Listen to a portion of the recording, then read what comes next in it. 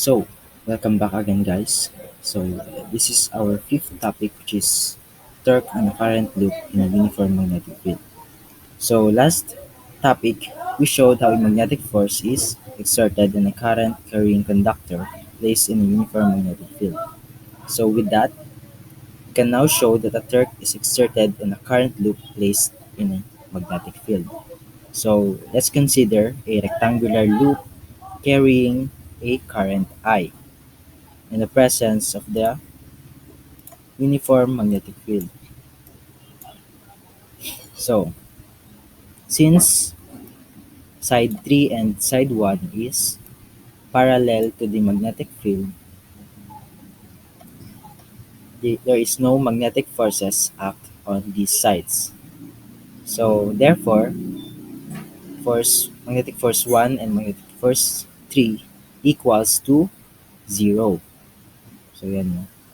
On the other hand, sides 2 and 4, which is perpendicular to magnetic field, experiences forces. So, magnetic force 2 and magnetic force on side 4 equals to I multiplied by the length, which is A, and you can substitute the length to A, and that will equals to with the length A multiplied by magnetic field.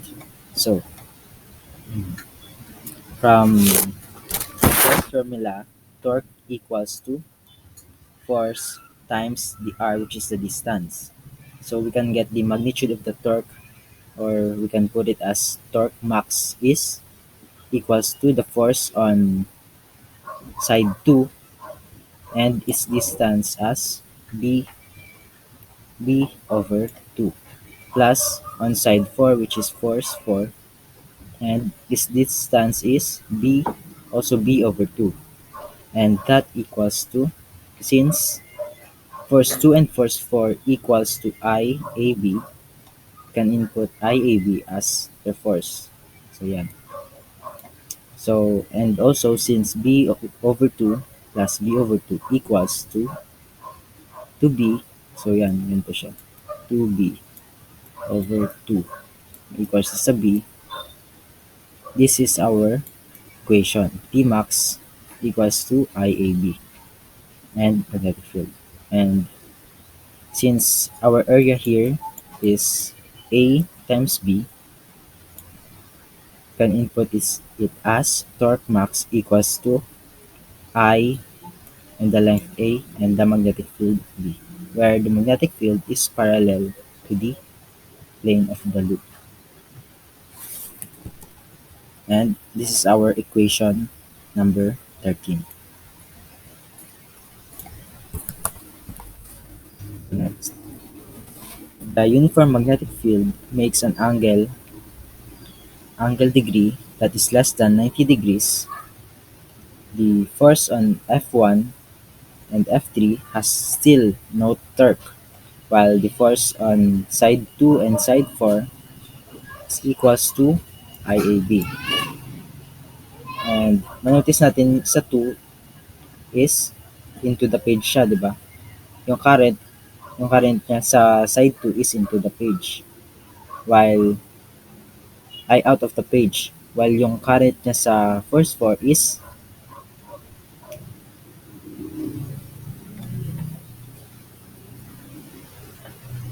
so manotice natin na yung current sa side 2 is out of the page since yan yung tip ng arrow, and sa side 4 is into the page. So the magnitude of torque at 0.0 is our point 0 is torque equals to F2, and our length is b over 2 sine theta, plus also on F4, which is b over 2 sine theta. So drive natin yan. Also this equal siya sa in which A is equals to AB sine theta, and this is our equation.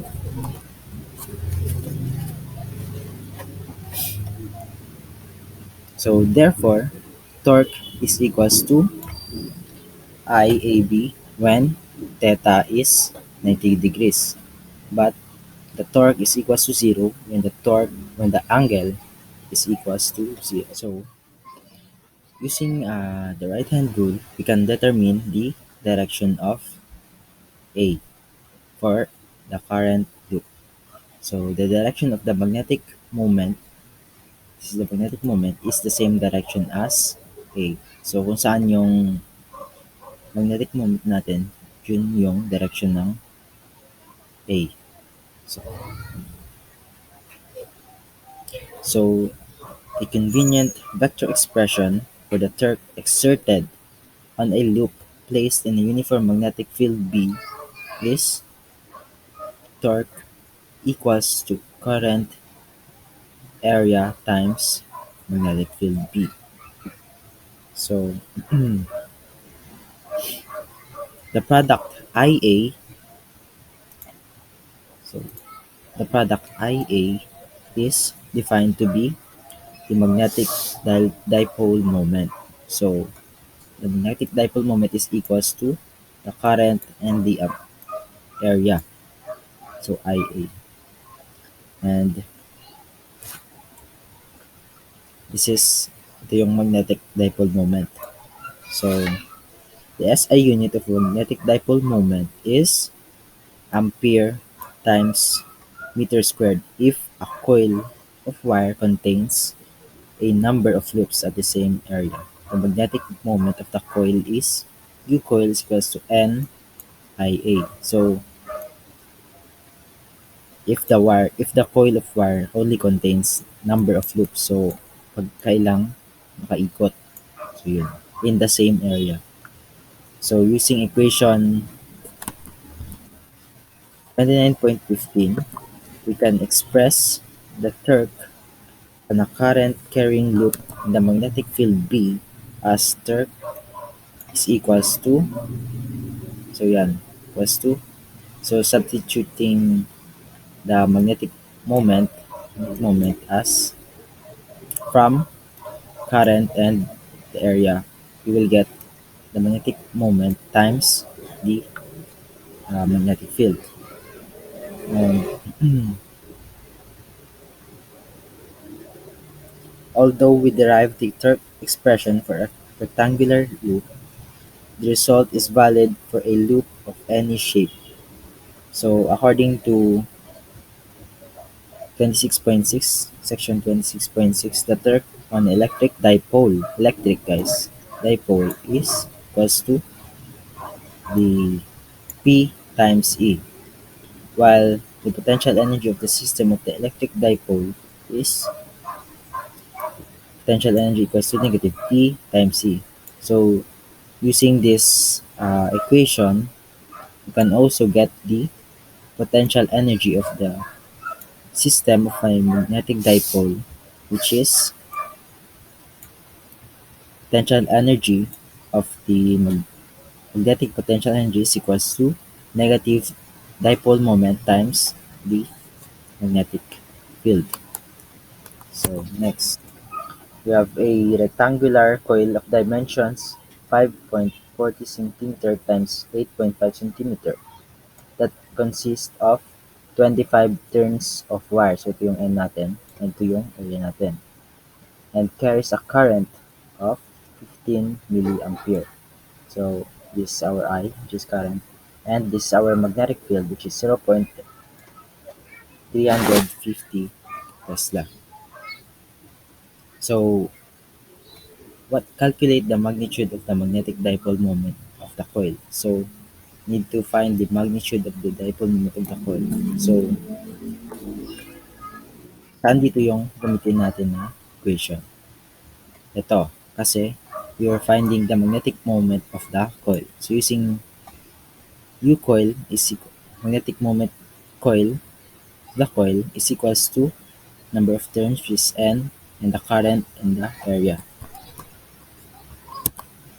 So we have a 25 turns of wire, and the current, which is 15 times 10 to the negative raised to the power of negative 3 ampere times the area, which is 5.40 centimeter, and multiplied by 8.50 centimeter, in which that equals 1.72 times 10 raised to the power of negative 3 ampere times meter squared.